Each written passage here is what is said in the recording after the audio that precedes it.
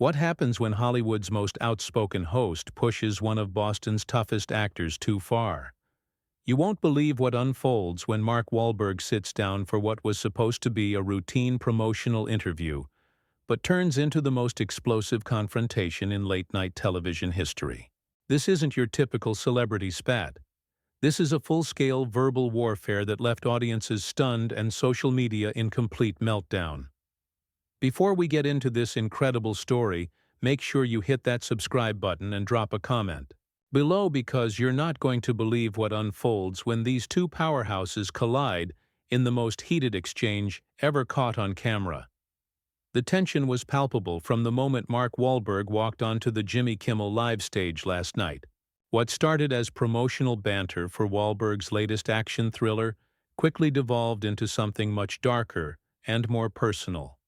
The atmosphere in the studio shifted dramatically as Kimmel's trademark smirk began to take on a more sinister edge, and Wahlberg's usually controlled demeanor started showing cracks of genuine irritation.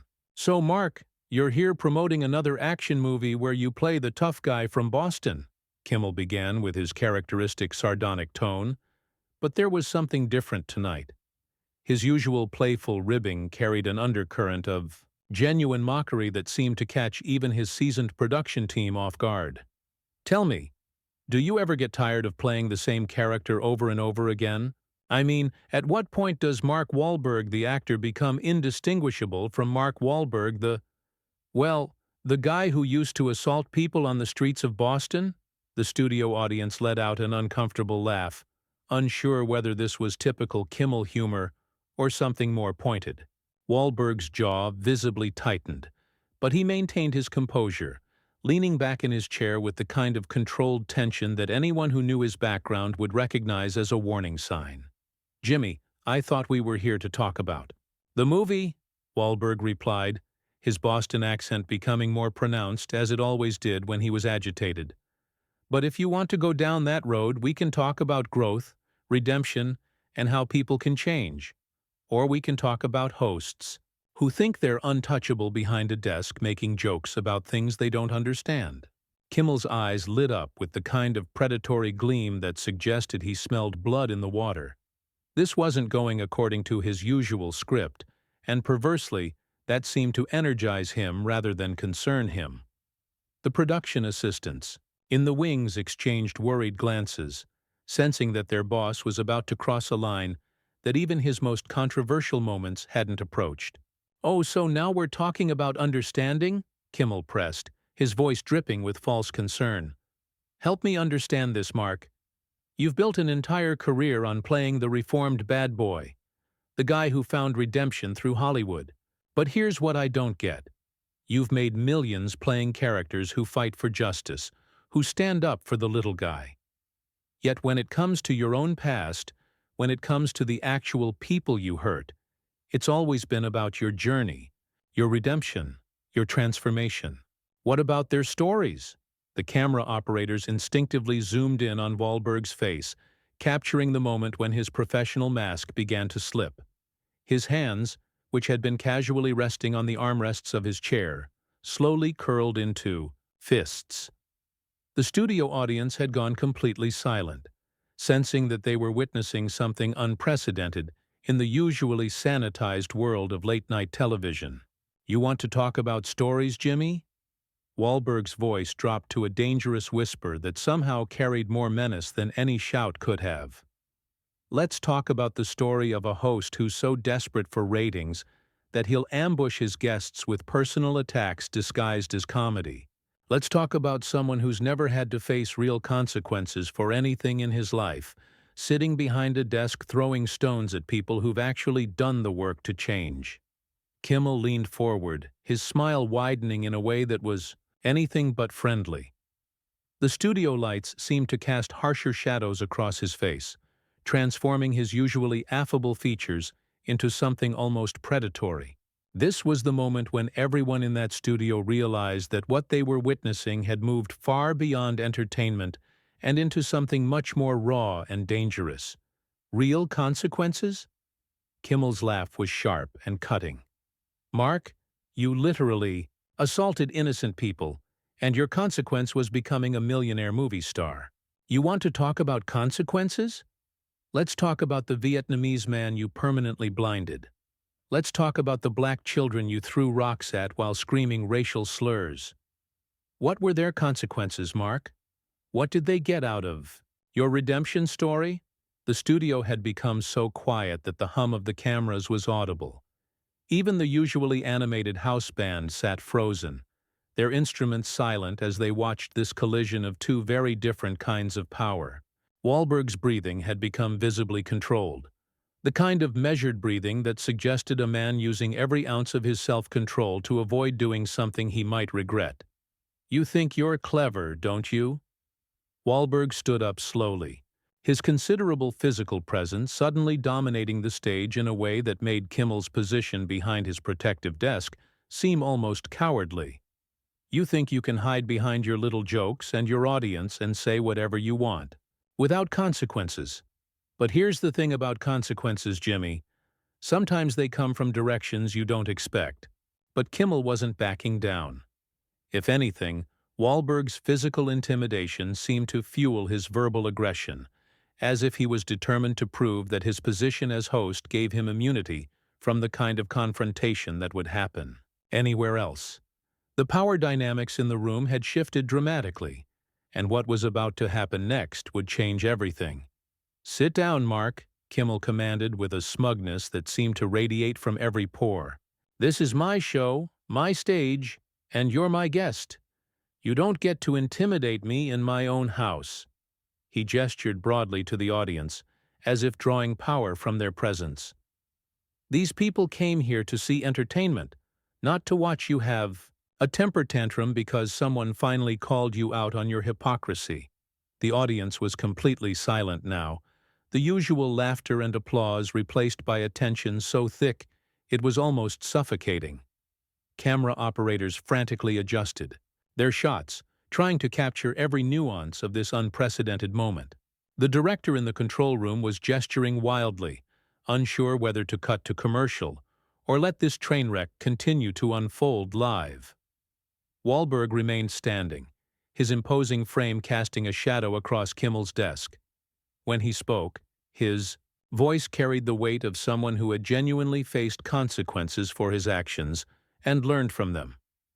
"You want to talk about my house, Jimmy? Let me tell you about houses. I've been in rooms where words like yours would get you hurt. I've been the guy who would have hurt you. But I grew up, I changed, I became better. The question is, what's your excuse?" "My excuse?" Kimmel's laugh was bitter and mocking. "My excuse for what? For doing my job? For asking the questions that your publicists and your handlers usually protect you from? This is what journalism looks like, Mark. This is what accountability looks like.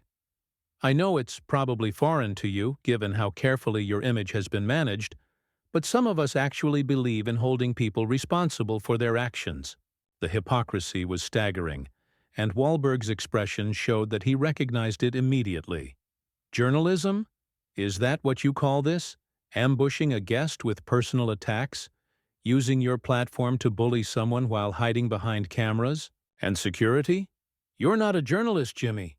You're a coward with a microphone." Kimmel's face flushed red, his carefully constructed persona cracking under the pressure of being called out so directly. "I'm a coward?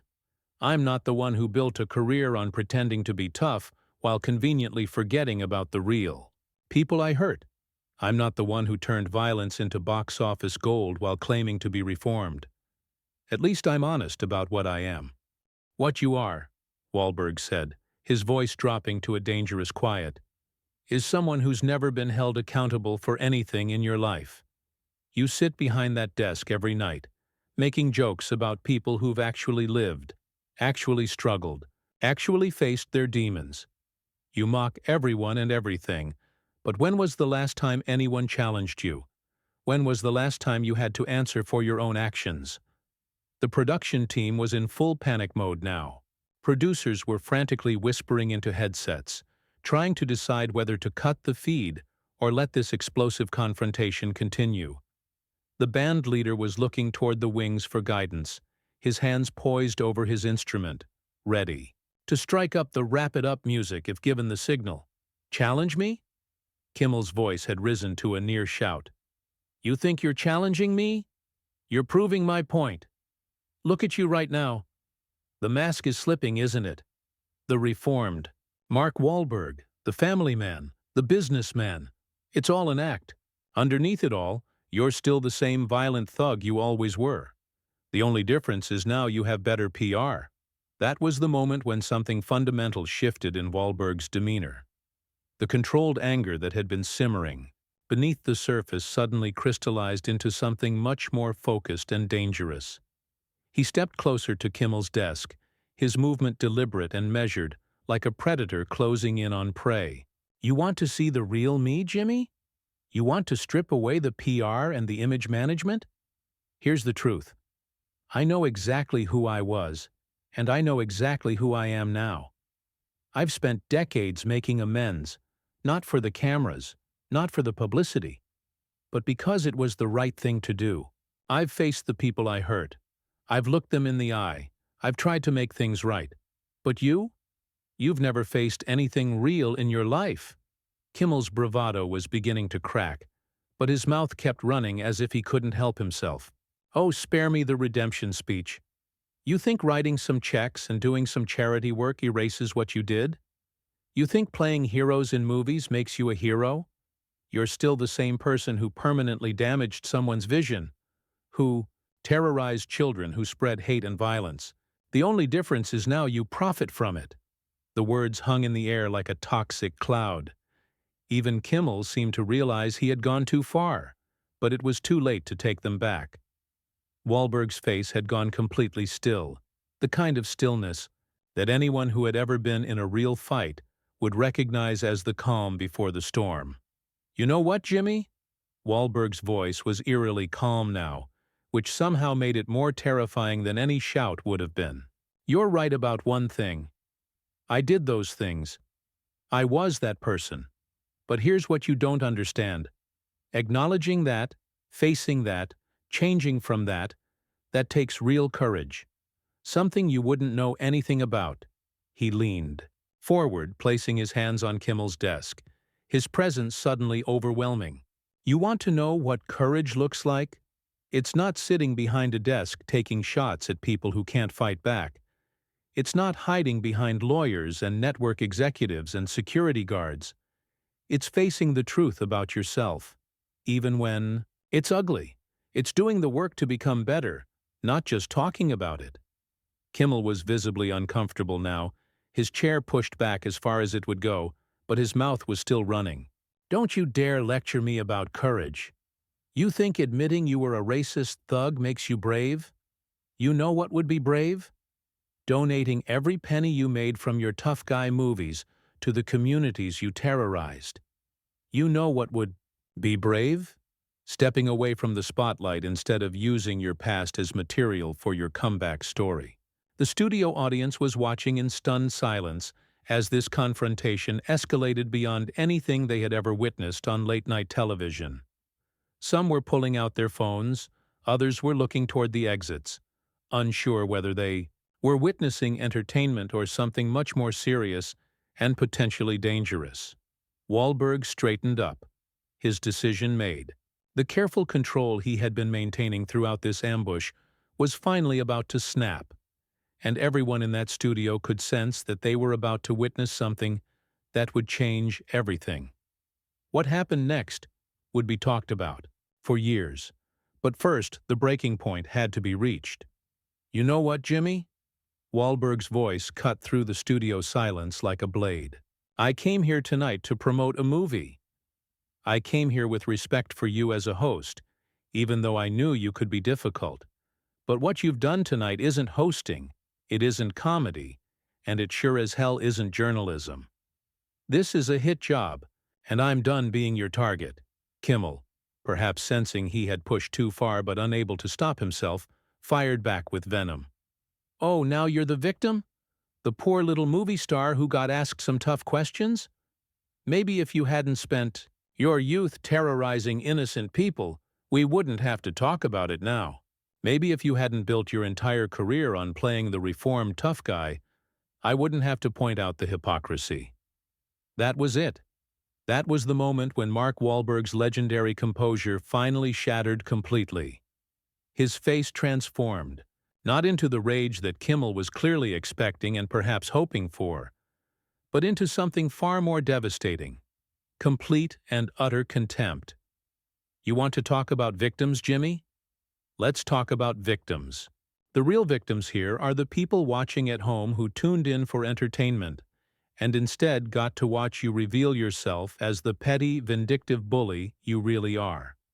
The real victims are every guest who's ever sat in this chair trusting that they'd be treated with basic human decency, only to discover that you see them as nothing more than targets for your personal amusement. Wahlberg began pacing now, his movement predatory and deliberate, while Kimmel remained frozen behind his desk like a deer in headlights. The studio audience was completely silent, many of them visibly uncomfortable as they realized they were witnessing something far beyond normal television drama. But you want to know who the biggest victim is, Jimmy? It's you.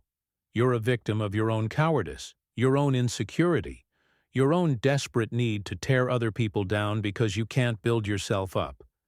You hide behind this desk, behind your writers, behind your network, taking shots at people who have the courage to live real lives, make real mistakes, and do real work to become better. Kimmel's face had gone pale, but his mouth kept running as if he couldn't control it. Don't you dare turn this around on me. I'm not the one with a criminal record. I'm not the one who hurt innocent people. I'm not the one profiting off a fake redemption story. Fake! Wahlberg stopped pacing and turned to face Kimmel directly, his presence suddenly overwhelming the entire studio. You want to know what's fake, Jimmy? This whole setup. This ambush you planned. This character assassination, disguised as an interview. You didn't invite me here to talk about my movie or my work or anything constructive. You brought me here to humiliate me for your own entertainment. And you thought I'd just sit there and take it, because that's what guests are supposed to do on your show. The camera operators were frantically adjusting their shots, trying to capture every moment of this unprecedented confrontation. In the control room, executives were screaming into phones, trying to decide whether to cut the feed or let this explosive moment continue to unfold live on national television. Here's the difference between us, Jimmy, Wahlberg continued, his voice gaining strength and conviction with every word. When I was young and stupid and angry, I hurt people, and I've spent the rest of my life trying to make up for it. I've faced my victims. I've made amends where I could. I've tried to use whatever platform I have to do better and be better. But you? You hurt people every single night from behind this desk, and you call it comedy. You tear people down. You mock their struggles. You profit from their pain, and you never face any consequences for it. Kimmel was sputtering now, his usual smooth delivery completely abandoned. That's completely different. I'm a comedian. I make jokes. That's what comedians do. No, Jimmy, that's what bullies do. Comedians punch up, not down. Comedians find humor in life without destroying people. What you do is find people's vulnerabilities and exploit them for laughs. You take people at their most exposed moments and turn them into punchlines. And when someone finally calls you out on it, you hide behind the excuse that it's just comedy. Wahlberg moved closer to the desk, his presence now completely dominating the space. But here's what you miscalculated tonight, Jimmy.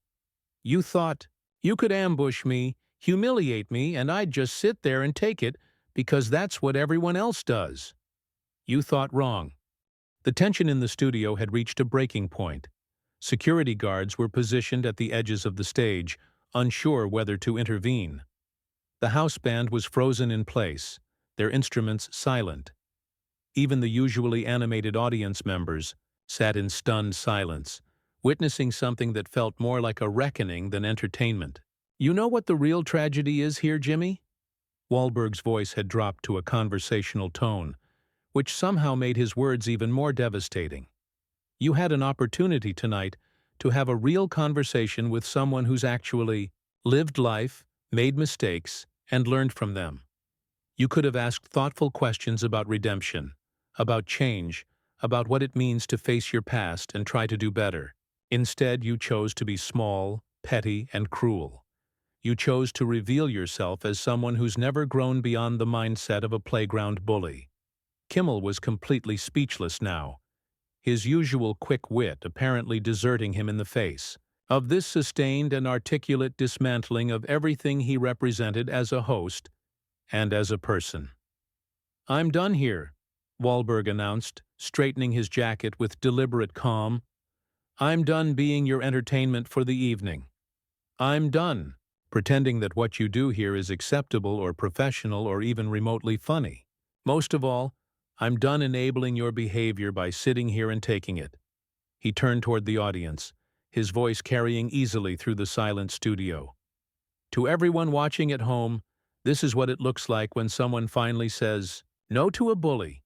This is what it looks like when someone refuses to be a victim of someone else's insecurity and cruelty. And to anyone who's ever been in this chair, who's ever been ambushed and humiliated for someone else's entertainment, know that you don't have to just sit there and take it." With that, Mark Wahlberg walked off the Jimmy Kimmel live stage, his footsteps echoing in the stunned silence of the studio. He didn't storm off in rage. He didn't throw anything. He didn't make threats or lose his temper.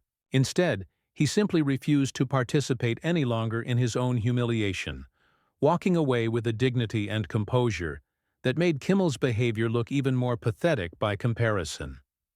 As the studio doors closed behind him, the camera slowly panned back to Jimmy Kimmel, sitting alone at his desk, his face a mixture of shock, embarrassment, and something that might have been shame. The audience remained silent, unsure how to react to what they had just witnessed. The band looked around nervously, waiting for some signal about what to do next. But there was no recovering from what had just happened. No joke could smooth over the moment. No commercial break could erase the tension. No amount of editing could make this look like anything other than what it was. A complete and total exposure of a host who had finally pushed too far and faced someone who refused to be pushed.